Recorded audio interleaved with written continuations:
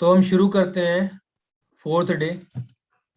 तो सबसे पहले आज हम पढ़ने वाले हैं सिंगल एंट्री। सिंगल एंट्री हमारे मार्क का बहुत प्यारा फीचर है। एक व्यापारी दिन में कई बार रिसीप्ट पेमेंट करता है, तो उसे बार बार कभी रिसीप्ट कभी पेमेंट में जाना पड़ता है। तो एक ही स्क्रीन पे वो सारा काम कैसे करेगा, वो हम सारा आज सिंगल एंट्री में पढ़ने वाले हैं। और डेमो के लिए भी ये बहुत प्यारा फीचर है।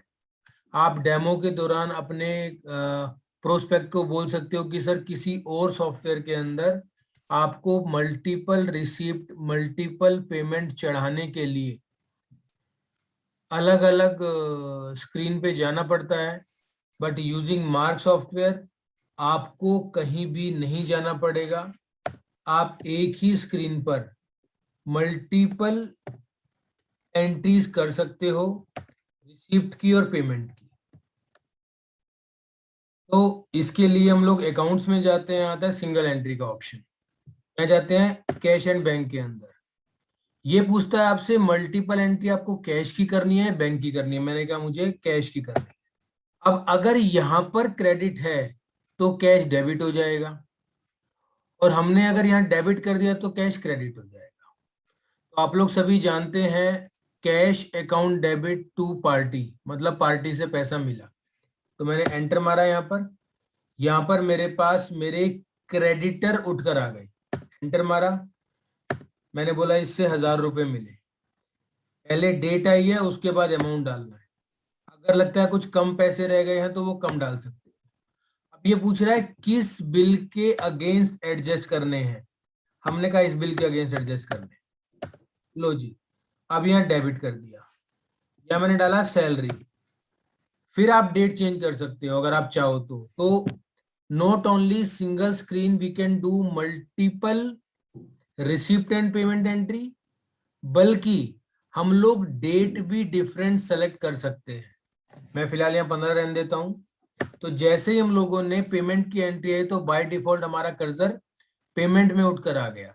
मैंने कहा मैंने दिए सपोज 2000 रुपए सैलरी के। यहाँ पर ये आपका नीचे नरेशन है, रिमार्क फॉर सैलरी पेड ₹2000। इसी तरह से आप मल्टीपल एंट्रीज कर सकते हो। यहां आप सिंगल एंट्री कर रहे हो, मतलब एक ही चीज को डिफाइन कर रहे हो, डेबिट क्रेडिट डेबिट क्रेडिट। हमारा सॉफ्टवेयर ऑटोमेटिकली दूसरी चीज को, मतलब अगर मैंने सलूजा को क्रेडिट किया तो उसने कैश को डेबिट कर दिया, मैंने सैलरी को डेबिट किया तो कैश को क्रेडिट ऑटोमेटिकली कर दिया। तो मुझे 2 बार एंट्री पास करने की जरूरत नहीं है। लेकिन अकाउंटिंग ये बोलती है कि इंटरनली ये 2 सेव होनी चाहिए। जैसे पहली के केस में cash account debit to Saluja medicine centre, दूसरे केस में salary account debit to cash. तो मैं आपको दिखाता हूं कि इंटरनली ये 2 में स्टोर हो रही है। टैप करके मैंने इसको सेव कर दिया। ये करने के बाद हम लोग बुक्स में जाते हैं, एंट्री बुक में जाते हैं, डे बुक में जाते हैं। डे बुक मतलब आपके पूरे दिन का जो जो ट्रांजैक्शन हुआ है वो सारा दिखाएगा। आप चाहो तो यहाँ पर डेट भी चेंज कर सकते हैं। लो जी, ये दोनों एंट्री आ गई। जैसे आप देख रहे हो सलूजा वाली भी आ गई है और सैलरी वाली भी आ गई है। अब मैं अगर सलूजा पे एंटर मारूंगा, देखो दोस्तों सारी एंट्री डबल एंट्री में सेव हुई है। जैसे मैंने कहा था cash account debit to Saluja medicine. बाहर आता हूं एक बार, सैलरी में आया, salary account debit to cash. तो ये बहुत बड़ा फायदा है, बहुत बड़ा प्रॉफिट है। एक ही स्क्रीन पर आप मल्टीपल रिसीप्ट और पेमेंट की एंट्रीज कर सकते हैं यूजिंग सिंगल एंट्री। आगे चलता हूं, उसके बाद अब आता है मेरे पास अदर डिटेल। मैं यहाँ पर कंट्रोल एल प्रेस करता हूं, जैसे हमने पहले भी बात करी थी लेजर इंफॉर्मेशन देखने के लिए। तो यहाँ पर ए टू जी फार्मेसी पहला पहला आ रहा है। यहाँ पर F3 प्रेस करते हैं, लेजर डिटेल हम लोग पहले पढ़ चुके हैं। अब चलता हूं मैं अदर डिटेल की तरफ। अदर डिटेल ये बहुत प्यारा ऑप्शन है। यहां पर एक पार्टी की वेरियस सेटिंग कर सकते हैं। पहला आ रहा है नोट्स, या मैंने कुछ नोट्स डाल दिया, मुझे कुछ नोटिफिकेशन चाहिए। जैसे मैंने कहा पे ₹5000। अब इतने एंटर नहीं मारने, कंट्रोल W करके बाहर निकल जाते हैं। जैसे ही ऑल 10 करूंगा, एंटर मारेंगे, ए टू जी फार्मेसी की बिलिंग करेंगे। लो सर, आपके सामने एक नोट आ गया। तो कभी किसी पार्टी को ऐसा कुछ रिमाइंडर टाइप चाहिए उस पार्टी की बिलिंग करने के लिए, तो हम यहाँ डलवा सकते। उसके बाद अगर मैं किसी और पार्टी पर करूंगा तो कोई मैसेज नहीं आएगा, क्योंकि हमने सिर्फ ए टू जी फार्मेसी के लिए सेट किया है। F3 में बी ऑप्शन। उसके बाद हम लोगों ने जब आइटम मास्टर क्रिएट किए थे तो आइटम वाइज डिस्काउंट सेट किया था। यहां पर आप party wise item discount set कर सकते हो कि इसको कितना देना है, यहां पर आप सेट कर दो। कलेक्शन डिस्काउंट मतलब अगर ये party with in credit days जो आपने डिफाइन करे हैं उसमें पेमेंट कर देती है तो इसको कितना डिस्काउंट जाएगा। ऐसे ही ब्रेकेज एक्सपायरी का डिस्काउंट कर सकते हो, वॉल्यूम डिस्काउंट सेट कर सकते हो पार्टी वाइज। फ्री स्कीम ये हमने आइटम मास्टर में भी पढ़ा था। आइटम मास्टर के अंदर उस आइटम के ऊपर थी, यहां पर पार्टी के ऊपर। ये कुछ इंफॉर्मेशन है पार्टी की। ट्रांसपोर्ट डालना है आपको, डिलीवरी डालना है, बैंक नेम, बैंक एड्रेस वगैरह वगैरह, ब्रांच वगैरह। अब आता है यहाँ पर, इसको पार्टी को जब भी मैं बिलिंग करूंगा तो क्या नियर एक्सपायरी आइटम बिल हो या ना हो, वो सेट कर सकते हो। न्यू आइटम, इसका मतलब क्या है कि मेरे पास कुछ आइटम्स में लिस्ट में न्यू आइटम सेट कर दूंगा, न्यू लॉन्च आइटम सेट कर दूंगा। तो जब भी इस पार्टी की बिलिंग करूं तो वो new launch item automatically bill हो जाए या ना हो। बहुत बार हमारे साथ ऐसा होता है, हम राशन का सामान लेने जाते हैं या कोई मेडिकल स्टोर पे जाते हैं तो उसे पता होता है यार ये शैम्पू लेते हैं, ये ऑयल लेते हैं, तो वो अपनी मर्जी से रिकमेंड करता है, हम लोग ले भी आते हैं। तो इस पर्पज से वो अपनी सेल बढ़ा सकता है यूजिंग दिस ऑप्शन। यहाँ है इनवॉइस फॉर्मेट। मार्ग में हम लोग पार्टी वाइज इनवॉइस फॉर्मेट भी सेट कर सकते हैं। अगर राम का बिल कटेगा तो अलग बिल फॉर्मेट आएगा, शाम का कटेगा तो अलग बिल फॉर्मेट आएगा। ये जो डीएमपी और जीओए लिखा होता है इसका मतलब होता है, डीएमपी मतलब डॉट मैट्रिक्स प्रिंटर के लिए, जीयूआई मतलब लेजर इंकजेट प्रिंटर के लिए। तो आप सेट कर सकते, ये चूज कर लो आप जो भी आपको फॉर्मेट चाहिए वो फॉर्मेट आप सेट कर सकते। डिफॉल्ट ही करना है तो डिफॉल्ट कर दो। यहाँ पर है बिल फॉर्मेट। जब मैं इसको एक्सपोर्ट करूंगा इसके बिल को तो वो जीएसटी स्टैंडर्ड में जाए, सीएसवी में जाए, एक्सेल में जाए, वगैरह वगैरह, बहुत सारे फॉर्मेट। इस पार्टी को जब बिल करूं तो मैक्सिमम कितने आइटम का बिल कर सकूं वो सेट कर सकते हैं। यहाँ पर कुछ bank discount, rebate, credit days वो सेट कर सकते हैं। इस पार्टी को किस रेट पर बिलिंग करनी है वो सेट कर सकते हैं। इस पार्टी के बैच को प्रिंट करना है नहीं करना है जब इसका बिल निकालो। ब्रेकेज एक्सपायरी रेट सेट कर सकते हैं, रिटर्न का सेट कर सकते हैं। एक आता है बड़ा प्यारा ऑप्शन, प्राइमरी लिमिट और क्रेडिट लिमिट। सर अक्सर ये देखा जाता है कि अगर कस्टमर को ज्यादा उधार दे दिया है तो उसके बैड डेट्स होने के, उसके डूबने के चांस ज्यादा है। फॉर एग्जाम्पल, अगर किसी के ऊपर 50,000 की उधारी है और अब उसको 500 रुपए का सामान लेना है तो वो सोचता है यार उस दुकान पे अगर मैं गया तो पहले तो वो पिछले 50,000 मांगेगा, उसके बाद 500 रुपए का सामान देगा, तो वो सोचता है 5 दुकान 6 दुकान छोड़ के किसी और से सामान ले लेता हूँ। आहिस्ता आहिस्ता ये उसकी हैबिट डेवलप हो जाती है तो उस दुकान पे जाना ही बंद कर देता है। ये कब होता है? जब ज्यादा उधारी होती है। तो हमारे मार्ग में बहुत प्यारा ऑप्शन है कि आप उसकी लिमिट सेट कर सकते हो पैसे के बेस पर, बिल के बेस पर, डेज के बेस पर, कि अगर 5 दिन से ऊपर पैसा नहीं देता है, 10 दिन से ऊपर पैसा नहीं देता है तो उसकी बिलिंग ही ना हो। अगर 2 बिल का पैसा पेंडिंग है, 3 बिल का पैसा पेंडिंग है तो बिलिंग ना हो। अगर 5,000, 7,000, 10,000 वट एवर द लिमिट से ऊपर जाए तो बिलिंग ना हो। यहाँ पर दो ऑप्शन आ रहे हैं, प्राइमरी और क्रेडिट। क्रेडिट लिमिट के अंदर एक अलर्ट मिलता है मुझे, जैसे हम लोग स्कूटर बाइक चलाते हैं तो उसमें एक रिजर्व का ऑप्शन होता है जो बताता है कि अब मेरा अगर रिजर्व में लग गया तो मेरा तेल खत्म होने वाला है, 1-1.5 लीटर रह गया तो भरवा लो। सेम, जब किसी पार्टी को 5,000 की बिलिंग मैंने कर रखी है क्रेडिट लिमिट और प्राइमरी लिमिट उसकी 7,000 रुपए की है तो 5,000 पर एक नोटिफिकेशन आना शुरू हो जाएगा, सर आपकी क्रेडिट लिमिट खत्म है ऑलमोस्ट, अब प्राइमरी लिमिट आपकी इतनी सेट है तो आप जल्दी से पेमेंट कर दो। तो यहाँ पर आप सेट कर सकते हो कि जब प्राइमरी लिमिट सेट हो उसकी, तो सिर्फ वार्निंग दे आपको, फॉलो स्ट्रिक्टली, उससे ऊपर बिलिंग ही ना करने दे। स्टॉप बिलिंग, स्टॉप बिलिंग मतलब उस पार्टी की बिलिंग स्टॉप कर दे, लेकिन स्टॉप बिलिंग का लिमिट से कोई मतलब नहीं है। स्टॉप बिलिंग अगर कर दोगे तो आज ही बिलिंग होनी बंद हो जाएगी इस पार्टी की। और हमने ये मैनुअल ऑटोमेटिकली सब दे रखा है। उसके बाद आपको याद होगा हम लोगों ने शुरू में जब मल्टीपल रेट्स की बात करी थी, तो मैंने कहा था कि सर कोई पार्टी रिटेलर होती है, स्टॉकिस्ट होती है, डिस्ट्रीब्यूटर होती है, अलग अलग रेट सेट होते हैं। तो यहां से आप बताते हो कि ये वाली पार्टी क्या है। उसके बाद कुछ रेट में कम ज्यादा कर सकते हो आप। कलेक्शन डेज बहुत प्यारा फीचर है। एक डिस्ट्रीब्यूटर अपने लड़कों को सर्टेन एरिया में, सर्टेन मार्केट में कलेक्शन के लिए भेजता है, लेकिन किसी जगह पर मार्केट संडे को बंद होती है, कहीं मंडे को बंद होती है, कहीं ट्यूसडे को बंद होती है, एंड सो ऑन। तो यहाँ पर वो सेट कर देता है कि भाई किस दिन मार्केट बंद है। फॉर एग्जाम्पल अगर संडे को बंद है तो मैंने यहाँ पर नो कर दिया।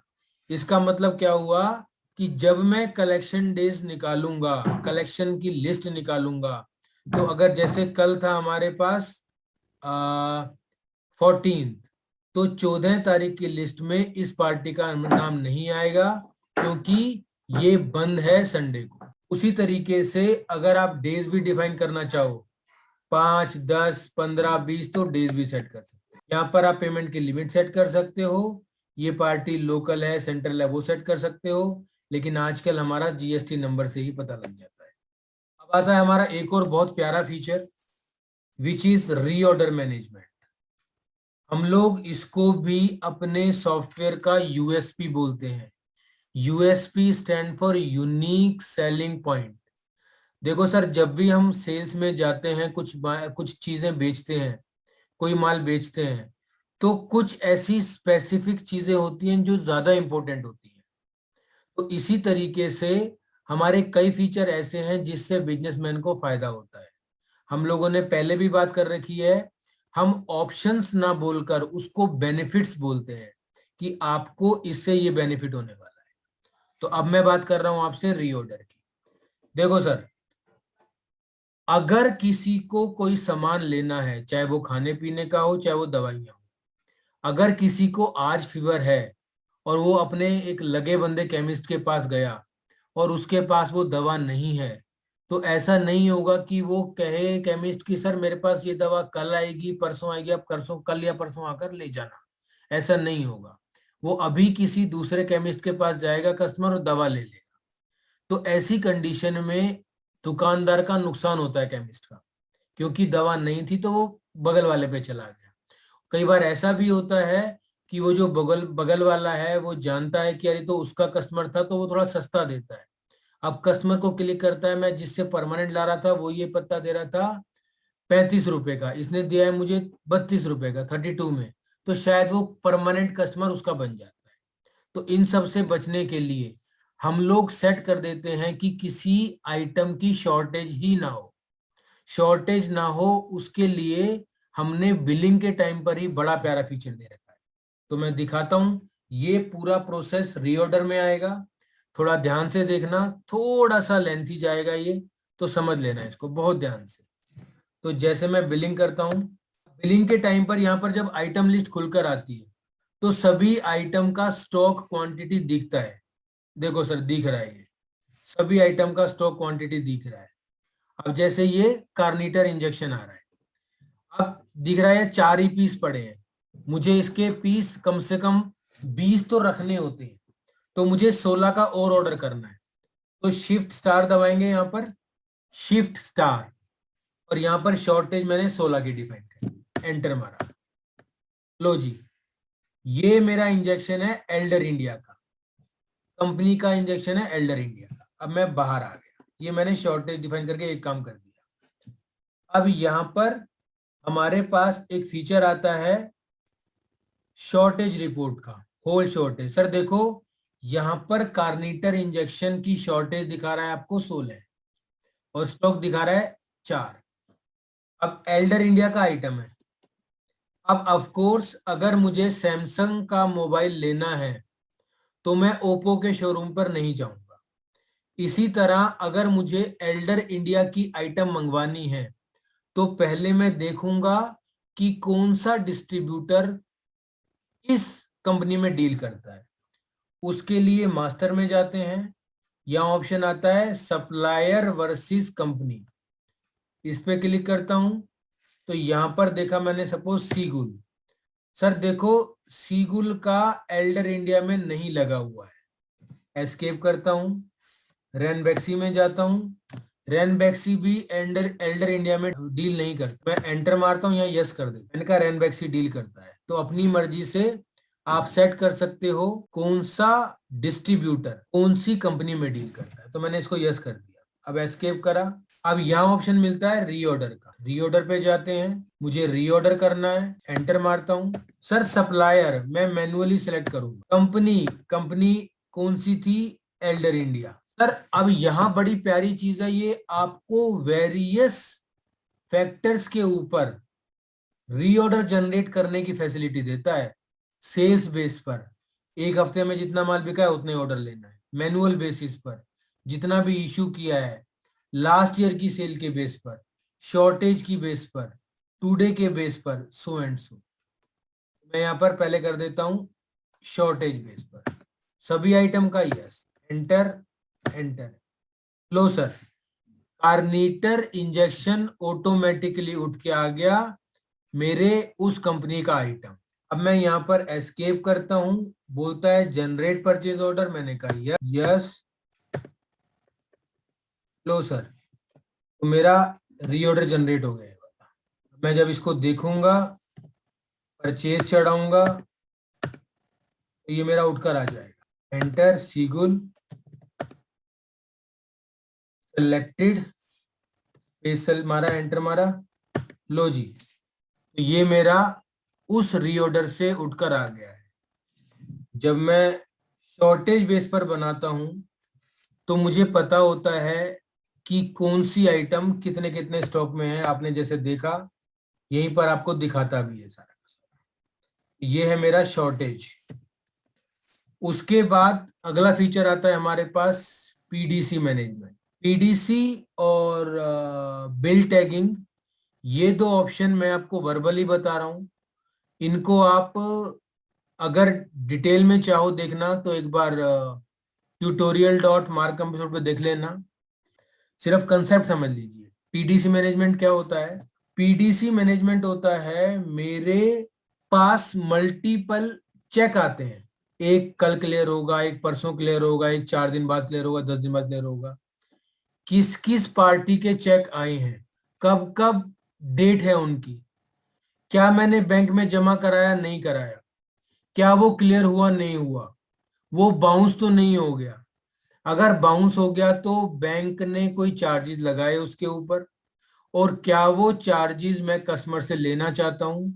इन सब का मैनेजमेंट हमारा पीडीसी मैनेजमेंट के अंदर आता है। इन ब्रीफ जितने भी मेरे पीडीसी पोस्ट डेटेड चेक आते हैं उन सबको बैंक में जमा कराना, मैनेज करना, क्लियर हुए नहीं हुए, बाउंस हुए तो चार्जेस का क्या हुआ, ये सब हम लोग पीडीसी मैनेजमेंट में करते हैं। उसके अगला कंसेप्ट है बिल टैगिंग।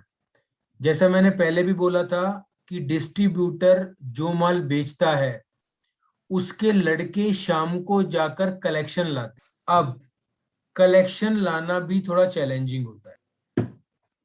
डिस्ट्रीब्यूटर को एक स्पेसिफिक एरिया की पार्टी एक सेल्समैन को बतानी होती है कि वो सेल्समैन उस एरिया में उस पार्टी का कलेक्शन लेकर आएगा। तो अगर 20 सेल्स पर्सन है, कलेक्शन बॉय हैं, तो उन सबको डिफाइन करना, बताना बिल टैगिंग से बड़ा आसान हो जाता है। उसको बता देता है डिस्ट्रीब्यूटर कि तेरे ये एरिया के अंदर इतने लोगों से कलेक्शन लानी है, तो ऐसे बिल्स का टैग बनाकर हर कलेक्शन बॉय को दे देता है। शाम को उनसे उसकी पूरी डिटेल ले लेता है यहाँ भी वेरियस फैक्टर आते हैं। कुछ पार्टी कहती है सर कल देंगे, कुछ पार्टी पार्शियल दे देती है, कुछ पूरा दे देती है, कुछ के पास समय के अभाव के कारण वो सेल्स बॉय नहीं जा पाता है, कुछ की दुकानें बंद हो चुकी होती हैं।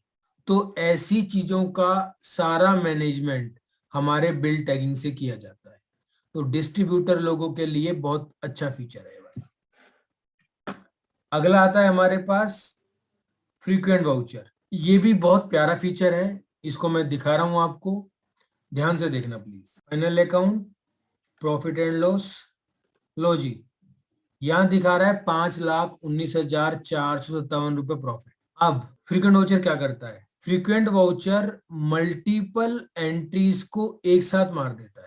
फ्रीक्वेंट वाउचर ऑप्शन से आप एक साथ कई एंट्रीज मार सकते हैं। जैसे फॉर एग्जांपल, यहां पर अगर मुझे थोड़ा प्रॉफिट कम करना है और मैं कोई खर्चा डालना भूल गया हूं, लेट सपोज मैंने इसमें टी एंड कॉफी का खर्चा नहीं डाला, तो उससे मेरा प्रॉफिट कम हो जाएगा।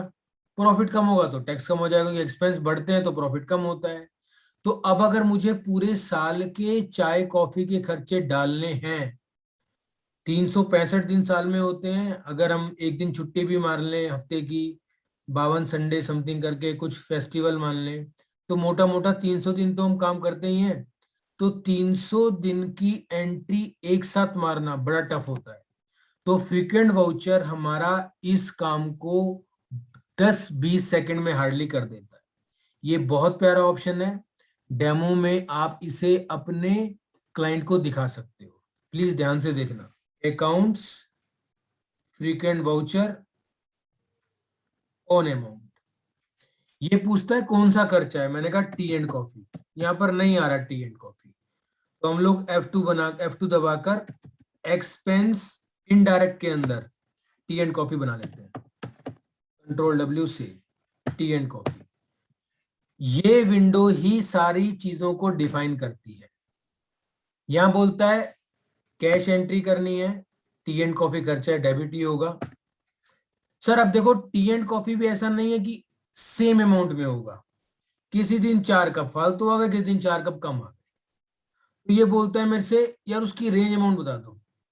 मैंने बोला सपोज 100 रुपए से लेकर 120 रुपए में बीच में। अब ये बोलता है डेट बताओ, तो हम इसको वीकली भी डाल सकते हैं, मंथली भी डाल सकते हैं, क्वार्टरली भी, हाफ ईयरली भी और ईयरली भी, आपकी इच्छा है। मैं ईयरली लेके चलता हूँ। यहाँ पूछता है डेज इंटरवल, आपको डेली बेस पे डालना है, आपको ऑल्टरनेट डालना है, तो आप वो सेट कर सकते हो। एक दिन कर दोगे तो डेली आएगा, 2 दिन कर दोगे तो ऑल्टरनेट आएगा। क्या आपको संडे इग्नोर करने हैं? हाँ। ऐसे ही हमारे पास अगर हमने होली, दिवाली, हॉलीडेज बना रखे तो वो भी कर सकते हो। अगर राउंड ऑफ करना है, राउंड ऑफ। ये आता है नरेशन। आपको इन पे मल्टीपल नरेशन चाहिए होंगी, मैंने कहा 3 नरेशन। ये बता रहा है ऐसा करने पर आपका लगभग 34,431 रुपए, 34,431 रुपीज आपका अमाउंट कम हो जाएगा, या एक्सपेंस बढ़ जाएगा। कम हो जाएगा मतलब प्रॉफिट कम हो जाएगा, और एक्सपेंस मतलब एक्सपेंस बढ़ जाएगा।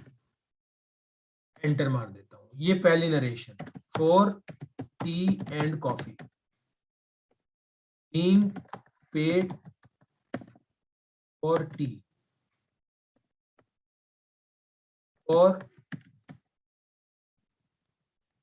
Refreshment expenses. एंटर। लो जी, आप देख रहे हो पूरे साल की एंट्री इसने विद इन 10 सेकेंड्स मार दी। 300 एंट्रीज मारने में हमें बहुत टाइम लगने वाला था। मैंने टैब दबाया, सेव कर दिया। हमारा प्रॉफिट था लगभग शायद 5 लाख से ऊपर। अब देखना वो 5 लाख से नीचे आ जाएगा। फाइनल रिपोर्ट्स, P&L, लो जी, 4,85,026 रह गया है। ऊपर आपकी एक्सपेंस की एंट्री आ गई है। एंटर मारो, आपके एक्सपेंस आ गए, आप देख सकते हो पूरे साल का एक्सपेंस। लो जी, अभी हम लोग नवंबर में हैं, आप वेरीफाई भी कर सकते हो। 14 नवंबर का संडे था, नहीं मारी है। उससे पहले 7 का पड़ा होगा, नहीं मारी है। उसके बाद 21 का पड़ेगा, वो भी नहीं मारी है। फिर 28 का आएगा वो भी नहीं पाती। तो आई थिंक ये आपको फीचर बड़ा प्यारा लगा होगा। आगे एक और प्यारा फीचर पढ़ने वाले हैं हम लोग, that is series wise billing. I guess किसी ने मेरे से कभी सेशन में पूछा था कि सर मुझे ऐसे ऐसे अलग करने हैं बिल, तो मैंने कहा था सीरीज बिलिंग आएगा आपका। अब हम पढ़ने वाले हैं सीरीज वाइज बिलिंग। तो सीरीज वाइज बिलिंग पहले मुझे कंट्रोल रूम से ऑन करनी पड़ती है। अभी कंट्रोल रूम क्या है? कंट्रोल रूम वो जगह है जहां से हम अपने सॉफ्टवेयर को कस्टमाइज करते हैं। हमने शुरू में भी बात की थी, हमारे सॉफ्टवेयर को कस्टमाइज करना बहुत इजी है, बहुत आसान है। तो कस्टमाइज करने के लिए हम लोग कंट्रोल रूम यूज करते हैं। तो उसमें जाने के लिए master, mark setup, control room, यहां पर हमने अलग अलग सेग्रीगेट कर रखा है, कैलकुलेशन पर्पस से, जनरल पर्पस से, इन्वेंट्री से, बैच से एंड सो ऑन। लेकिन पहला पहला आ रहा है सर्च इन ऑल, इसमें आपको सारे ऑप्शन मिल जाते हैं। तो यहां पर आप टाइप करो जो आपको ढूंढना है। मैंने कहा सीरीज। लो जी, यहां पर सीरीज आने पर यहां पर आ जाओ थर्ड पॉइंट के ऊपर। यहां देखो आपको बोलता है भाई सीरीज कहां चाहिए आपको। सेल पर चाहिए, सेल रिटर्न पर चाहिए, परचेज पर चाहिए, चालान पर चाहिए, सो एंड सो। फिलहाल हम इसको सेल पर लेकर चलते हैं। मैंने यस कर दिया, एंटर मारा, एस्केप कर दिया, यस। लो जी, बस तो ये आपने कंट्रोल रूम से सेटिंग कर दिया। मुझे बताओ कि क्या ये मुश्किल है? बिल्कुल भी नहीं है। एक 10th का बच्चा भी सॉफ्टवेयर को इजीली कस्टमाइज कर सकता है। इसी तरह हम लोग कंट्रोल रूम के अंदर आगे चलकर बहुत प्यारे प्यारे फीचर पढ़ेंगे। अब मैं ऑल्ट एन करके बिल बनाता हूं। लो जी, जैसे ही मैंने बिल बनाया आप देख रहे हो कि इसके अंदर एक नया पॉपअप आ गया मेरे सामने सीरीज का। तो यहां पर F2 दबाकर मैं नई सीरीज बनाता हूं। अब इसका फायदा क्या मिलेगा? एक व्यापारी अपने बिल्स को सेग्रीगेट कर पाएगा। सेग्रीगेट मतलब अलग अलग रख पाएगा।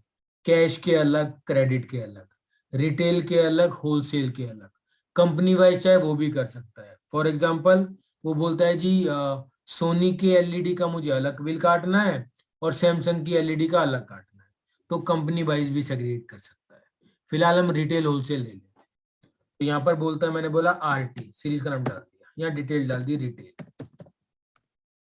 इन सीरीज में आप प्रिंटर पोर्ट भी सेट कर सकते हो। जैसे यूएसबी पोर्ट होते हैं ना, इस सीरीज का प्रिंट आउट इस वाले प्रिंटर से आए और इसका इससे आए। फॉर्मेट भी सेट कर सकते हो, बिल फॉर्मेट भी। आपको कहाँ चाहिए सेल परचेज वो सेट कर सकते हो। यहाँ पर आप रेट भी सेट कर सकते हो। रिटेलर के लिए ये रेट जाएगा, डिस्ट्रीब्यूटर के लिए ये रेट जाएगा, या होलसेल के लिए रेट जाएगा।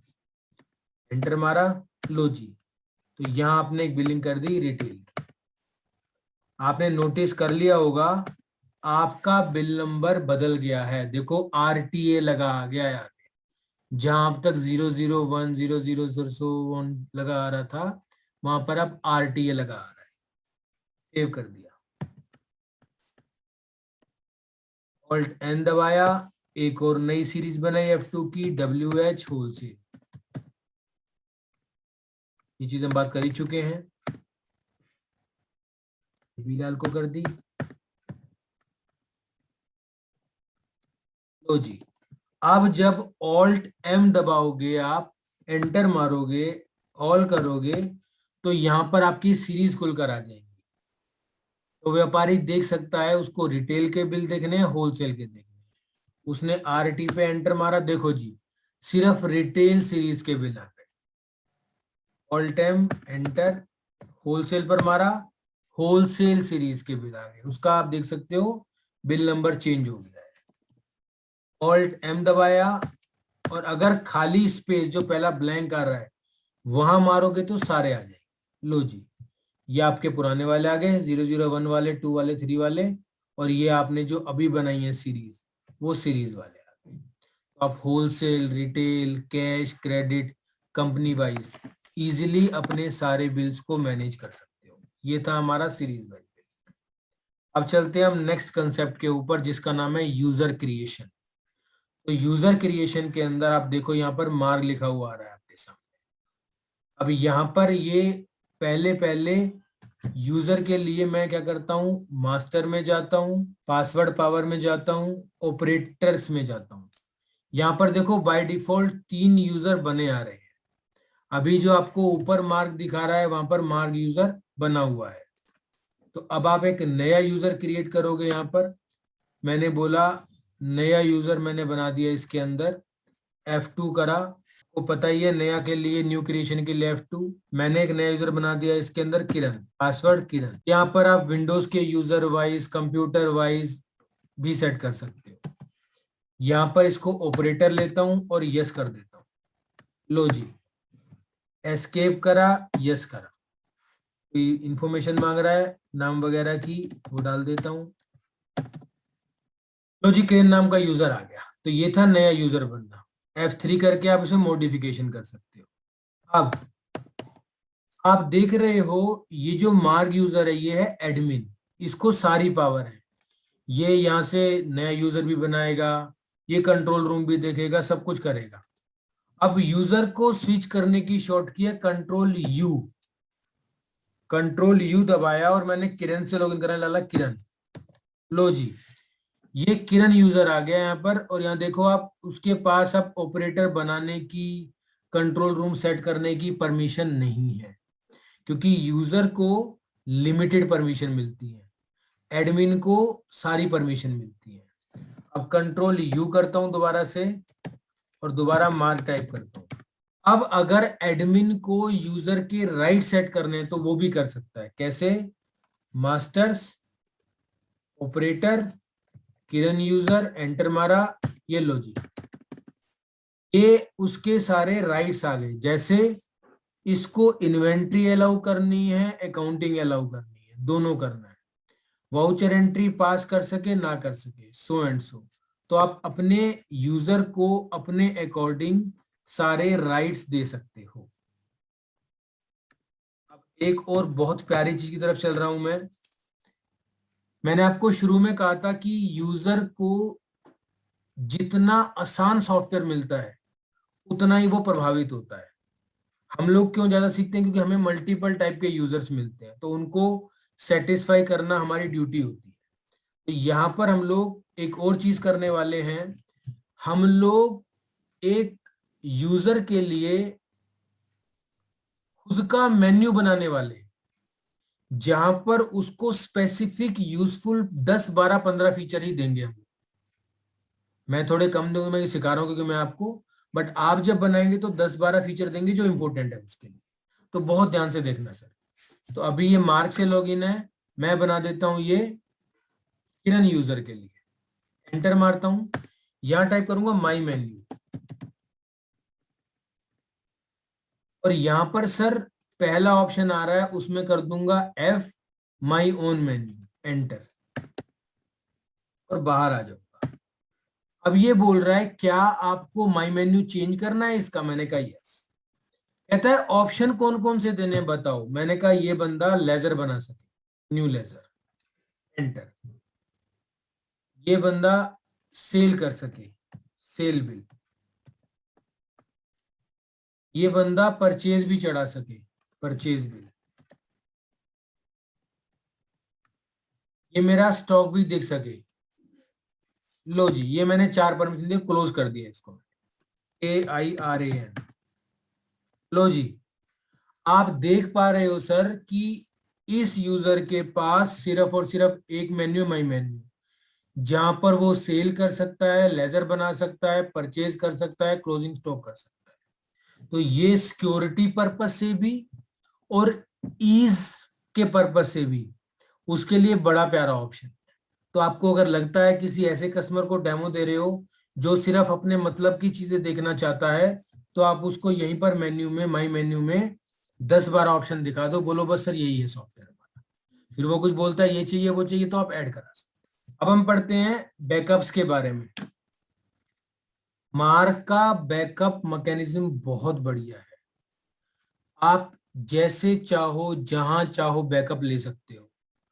आप हार्ड डिस्क में बैकअप ले सकते हो, आप पेन ड्राइव में ले सकते हो, FTP सर्वर पे ले सकते हो, मेल आईडी में ले सकते हो, गूगल ड्राइव पे ले सकते हो, किसी ड्राइव में सेट कर सकते हो। उसके अलावा हमारा सॉफ्टवेयर हिडन बैकअप भी जनरेट करता है जो रैंसमवेयर वायरस से भी प्रोटेक्टेड है। अगर बैकअप के तरीकों की बात करूं तो हम लोग फाइनेंशियल ईयर बैकअप लेते हैं जिसके अंदर सिंगल कंपनी और सिंगल फाइनेंशियल ईयर का लेते हैं। आईएमपी बैकअप लेते हैं जिसके अंदर मल्टीपल कंपनी और मल्टीपल फाइनेंशियल ईयर का लेते हैं।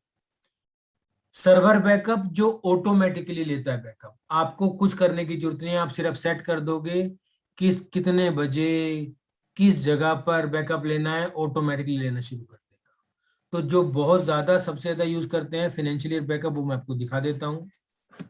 अभी हमारी कंपनी डेमो फार्मा डिस्ट्रीब्यूशन है, आप देख सकते हो इसके अंदर मेरे पास ये बिल आ रहे हैं।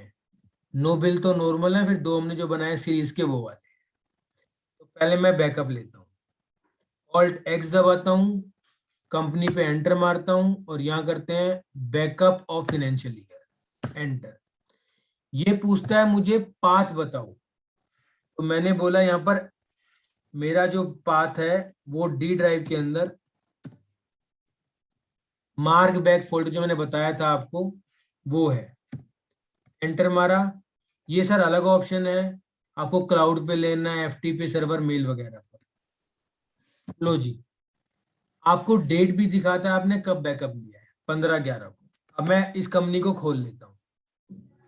अब यहां पर ऑल्ट एम दबाते हैं और मान लो यूजर के गलती से कुछ बिल डिलीट हो गए, 8 नंबर बिल डिलीट हो गया, होलसेल सीरीज का बिल डिलीट हो गया, बिल नंबर 4 डिलीट हो गया। इसी तरीके से पार्टी आइटम पे भी कर सकते हो आप। देखो सर, 4 नंबर बिल नहीं आ रहा है, 8 नंबर बिल नहीं आ रहा है, होलसेल सीरीज का बिल नहीं आ रहा है। अब उसको डाटा रिस्टोर करना है, एस्केप करते हैं यहां से, ऑल्ट एक्स, एंटर। यहां आता है restore backup, enter, restore from file. Sir क्या पाथ था मेरा? मेरा पाथ था डी ड्राइव में मार्क बैक, एंटर मारा, मेरी वो कंपनी आ गई। और ये भी देख लो आप कितना छोटा बैकअप है, कितना छोटा साइज है इसका। सेलेक्ट करके ऑल फाइल करके, लो जी, यहां बोलता है एग्जिट करना है, क्रिएट करना है, ओवरराइट करना है। तो क्रिएट नए के लिए, ओवरराइट इसी पे डेटा ओवरराइट करने के लिए। यहां पर कंपैरिजन है जो करंट बैकअप है उसका और रिस्टोर का। तो अगर कुछ मिसमैच आता है समझ सकते हो आप कि ना ये वही कंपनी नहीं है। अगर मान लो एड्रेस में कुछ चेंज आता है, कुछ जीएसटी नंबर में आता है, तो आपको अलर्ट कर देता है। मैं ओवरराइट कर देता हूँ, यहाँ लिखता हूँ रिस्टोर। लो जी, ये आपका डेटा रिस्टोर हो रहा है। तो आपने देखा कि बैकअप लेना और बैकअप रिस्टोर करना कितना आसान है। चलिए, तो अब देखता हूं क्या वो बिल वापस आ गए हैं। ऑल्ट एम दबाया, एंटर मारा, लीजिए सर, 4 नंबर बिल भी आ गया, 8 नंबर बिल भी आ गया, होलसेल वाला भी आ गया। तो ये तरीका था आपके मार्क के डेटा को रिस्टोर करने का।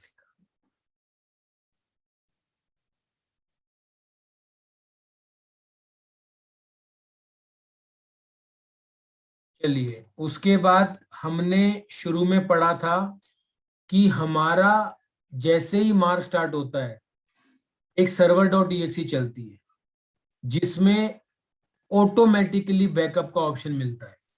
तो यहां पर मैं F10 दबाता हूं, एंटर मारता हूं, लो सर, तो यहां पर आप कॉन्फ़िगर कर सकते हो आपको बैकअप कितने टाइम बाद लेना है, फर्स्ट बैकअप कब लेना है, मैक्सिमम बैकअप कितने लेने हैं, आप क्या चाहते हो, सभी का बैकअप लेना है, करंट का लेना है। आमतौर पर करंट का लेते हैं, पिछले का तो ले ही चुका हूंगा मैं। आपको कुछ टाइम बाउंड करना है वो सेट कर सकते हो। यहां पर आप बैकअप का पार्ट डिफाइन करते हो, इसका पार्ट डिफाइन कर दो। गूगल ड्राइव से लेना है तो गूगल ड्राइव में ले सकते हो, वन ड्राइव में ले सकते हो, या उसका पाथ है। अगर मेल आईडी पे लेना है मेल आईडी पे ले सकते हो। ये पोर्ट वगैरह की सेटिंग है जो हम अपने एडवांस सेशन में सीखेंगे। ऐसे ही एफटीपी सर्वर पे ले सकते हो। तो सर ये पूरा बैकअप ऑटोमेटिकली आपका आपकी मशीन में ले लेगा। आपको अपने यूजर को बताना है कि सर आपको बैकअप लेने की कोई टेंशन नहीं है, हमारा सॉफ्टवेयर ऑटोमेटिकली बैकअप लेगा। ये हमारा सर्वर बैकअप है। ये हमारे डे 4 के कंटेंट थे। उम्मीद है आप लोगों को सारे कंटेंट क्लियर होंगे।